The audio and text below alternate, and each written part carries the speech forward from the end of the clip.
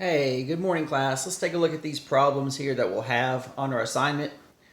Alright, so the first problem I got here in my math lab was if I have a function, I need to find the domain, the x and y intercepts, and take a look at the graph and find the asymptotes.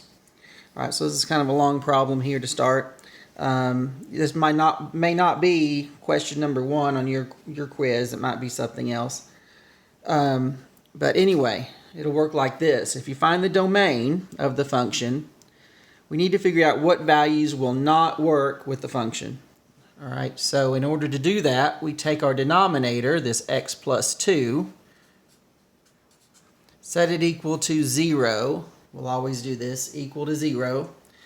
Solve for x equals negative 2, and this is a number that will not be valid with that function.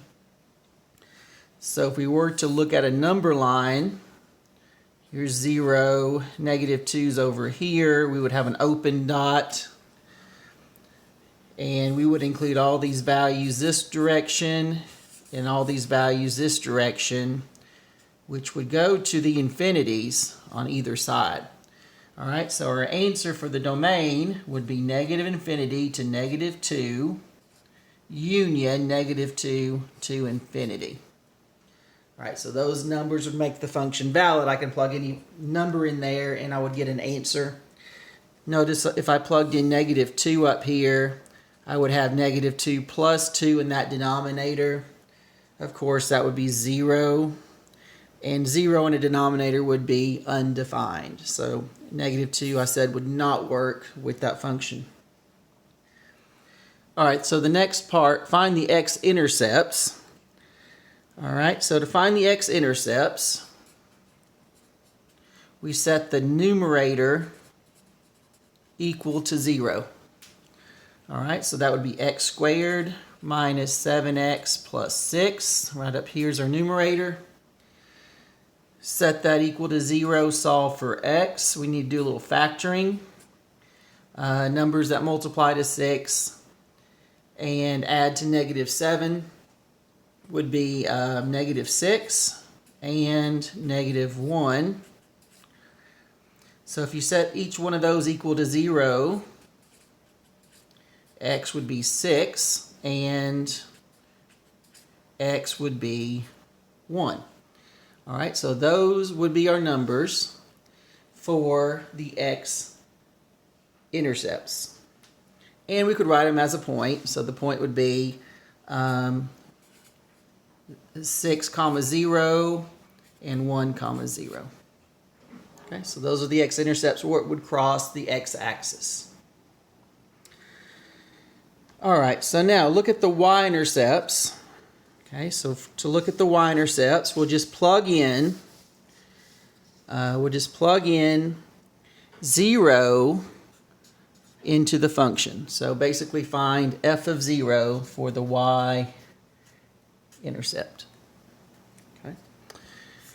So to plug in 0, everywhere there's x, 0 squared minus 7 times 0 plus 6 divided by 0 plus 2. 0 here and here and here. So basically 6 divided by 2, 3. So for the y-intercept where it crosses the y-axis, it would be 0, 3. Okay, so that's what we have right here. All right, next let's take a look at the vertical asymptote. All right, so the vertical asymptote happens where the function is undefined. So we basically just go back over here and look at this number. We already found the vertical asymptote right there, x equals negative 2. So there's no additional work for that. You just go back and take a look. And finally, the horizontal asymptote. The horizontal asymptote, we have a couple rules. So we have to go back and look at the powers in the numerator and denominator. Okay, so these exponents, what I'm talking about, the highest power is a 2, and then a 1 down there. Okay, so the power in the numerator is greater than the power in the denominator. So therefore, we do not have a horizontal asymptote. So no horizontal asymptote. If the numerator's degree was less than the denominator, then the asymptote would be x equals 0.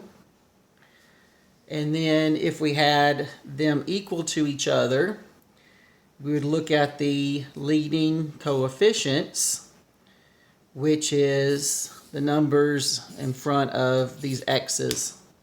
So it'd be like 1 over 1. Okay, but on this answer, it would be no horizontal asymptote.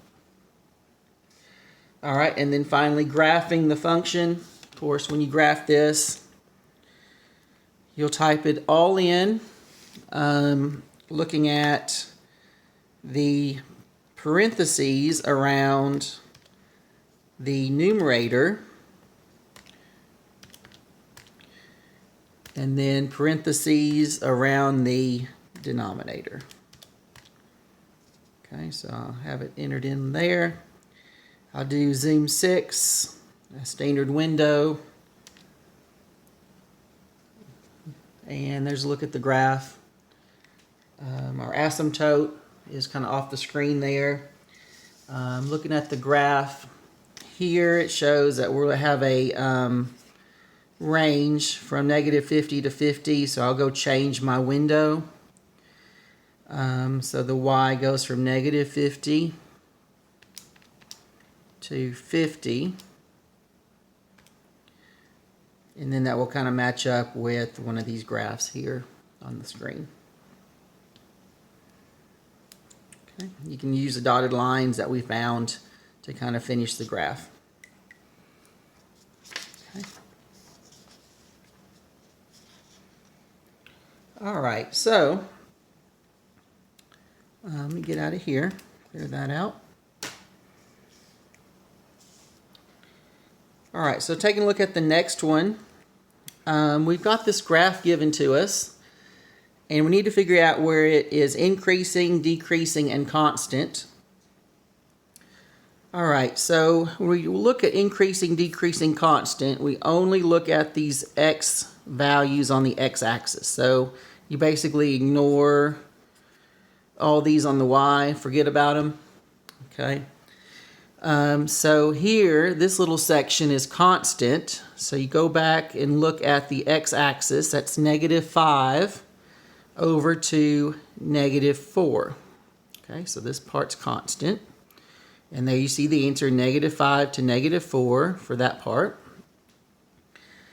Increasing, we always go left to right. So this one's going up, so it starts at -4 with this point.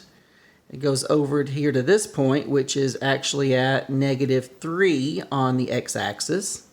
So -4 to -3, we have that. Okay, so the next part, here to here, it decreases, going down from, what, -2 on the x-axis over to, looks like -1 on the x-axis. So decreasing here, and there's our answer. And then finally, this last part, it is increasing again, and it starts increasing at this point, -1 over here to the end, which is at 6. So -1 to 6 from here to there, and we have that. All right, so there's a look at increasing, decreasing, constant, only the x-axis we are concerned with. All right, so now the last problem here is looking at this function, talking about a disease that creates an epidemic. The number of people infected is N, and T is the time in days. All right, so we need to figure out how many were initially infected with the disease at T equals 0. All right, so time right now is T equals 0. So all we do is plug 0 in for the T up here. So it will look like this. n of 0 equals 4,000 divided by 1 plus 23.7 e to the power negative 0.5 times 0, putting the 0 in for the t. Okay, then it becomes a calculator problem. You go to your calculator, you type it in. All right, so here it goes, 4,000 divided by, parentheses are needed for this denominator. There's more than one thing down here. And then use the E button. Let's see, second ln, negative 0.5 times 0. Okay, close the parentheses with the exponent and then for the denominator. Okay, so I got 161.9, which will round out to 162. All right, so that's how many people were initially infected with that disease. All right, now for the next part, it says, what about after 2 days? Okay, so then t would be 2. And then after 5 days, t would be 5. So you do the same thing. You go back to your function and plug in 2 where the t is, and then go back and plug in 5. So I just do the 2 real quick. N of 2 equals 4,000 over 1 plus 23.7 e to the power negative 0.5, plug in 2. Okay, so I'll just use my calculator again. I'm just going to do a second second enter, and then I'll just go back, kind of a shortcut. I'm plugging in 2 now, and I've got 411.6, which would be 412 people. Okay, so there's a look at these problems. Good luck on that quiz.